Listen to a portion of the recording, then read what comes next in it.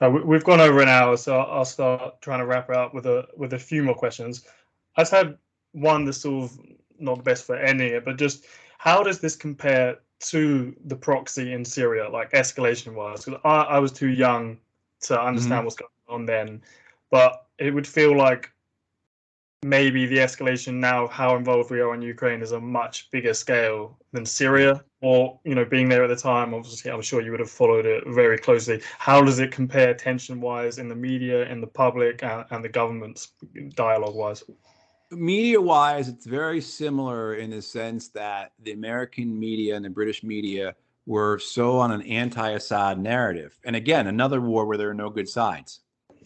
There's such an anti-Assad narrative that the various jihadist forces that were there, Al Qaeda and the Islamic State, and then all the offshoots and name changes and everything else that occurred. But these forces uh, that so quickly overwhelmed and took control of the insurgency, of the revolution, the rebellion, whatever you want to call it. Um, they were characterized as the good guys. And so you have that very simple binary discussion of the war as rebels against the government. This dictator, rebels against a dictator. And so even when the war was so multi-sided that it would take you, to write it out would take you a couple of pages to who's on what side, who's fighting who's alive with who. It was always described as a two-sided fight, to the point that where you had when the Kurds are fully involved, and they were really from the get-go too, but you have to put the Kurds, the Syrian Democratic Forces as they're called, and there is no mention that this was really a Kurdish separatist a fight that had been going on for a very long time, and a lot of history to it, and then to explain how Turkey's involved in that and how they're on and on and on.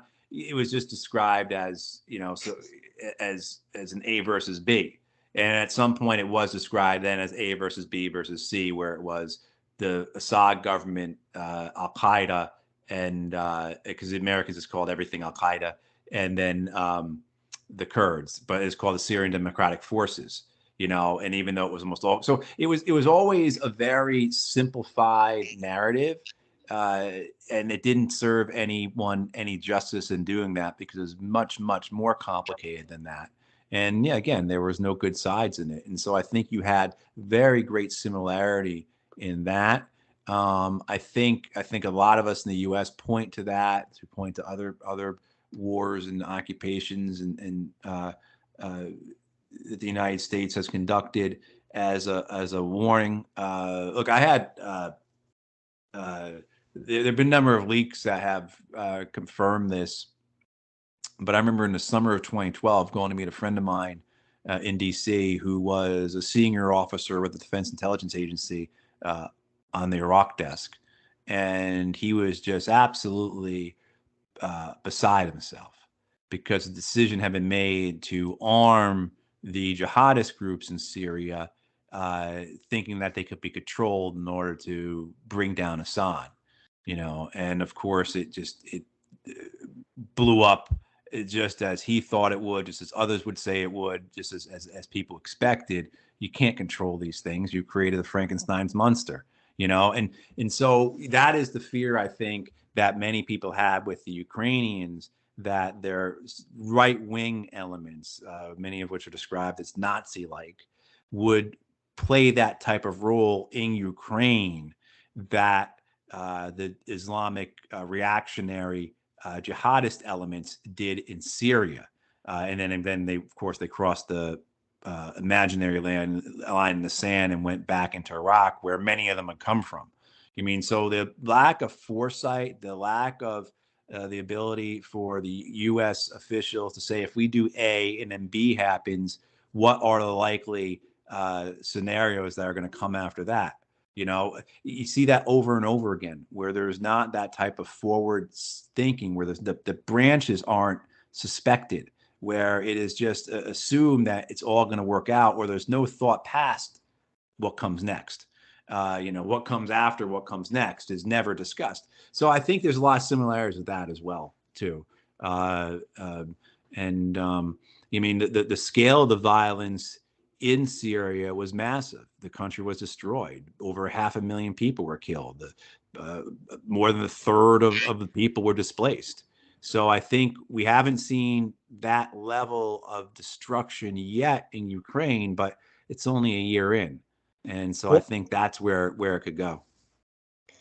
Actually, I was going to ask you a question, but just to back up what you said, there was that leaked tape with John Kerry in 2016. He was obviously Secretary of State under Obama, where he says, "We thought we could manage. We was watching ISIS. We thought we could manage it. We thought it would bring Assad to the negotiation table. We could use it as leverage, but instead Russia and Putin came in." I can put that in the show notes, but specifically about Syria. I meant more, the tension between Russia and the US, as in that was a proxy war, but this seems like it's a proxy war on a much larger and riskier scale. So what was the tension like between Russia and the US and the sort of dialogue between them? There were many of us who were aghast that the United States was going to put forces into Syria, including aircraft, that would come into contact with Russian forces. The danger of that. And, thankfully, nothing ever occurred that wasn't able to be controlled. But I think that was more a matter of luck and maybe the cool heads of the commanders on the ground than anything else. But we never had the retaliation against one another because of destruction. And the United States did kill Russian forces over there. There was an airstrike that killed a large number of Russian mercenaries. So there is, there was always a fear that this was gonna escalate into something. An American aircraft would shoot down a Russian aircraft, and Russian air defenses would shoot down an American aircraft retaliation, and then where would that go from there? You'd have hardliners in both the U.S. and Russia demanding for something else, right? That was the great fear, that we would start killing each other in Syria, and then it would just expound out of there. It did a number of things in terms of preparing for this war.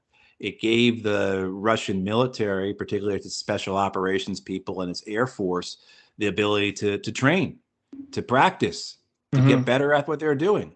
They were able to kind of show up in a war where they could control the tempo of what they were doing because they weren't facing a conventional peer force, right? The Russian Air Force could launch airstrikes as it chose in Syria. They didn't have the urgency or the pressure that they're under with the war in Ukraine. They certainly weren't facing air defenses like the Ukrainians have, right? I mean, the same thing too with the Russian Special Operations Forces, and then some of their ground commanders. And then, of course, for their staffs and their logistics people, this is all an opportunity to get it right. Also a chance to mobilize their industry to ensure that they could get enough, air-launched ground attack munitions as they could, and how they could surge, and all these kind of things. So the Syrian war really helped prepare the Russian military for this war in Ukraine. It also, in terms of, it gave a personality to the Russian armed forces that they didn't have previously. They have now a pride, I think, that they intervened in the Syrian war. They saved the Syrian governments. They defeated the Islamic State. There is a degree, I think, to their personal pride that has assisted them going forward in this war in Ukraine that I think it's not very calculable, but I think it's there. As well as, too, the further aspects of, look, we stood up to the Americans in Syria. We're going to stand up to them again in Ukraine. We stood up to them in Georgia. We'll stand up to them again in Ukraine.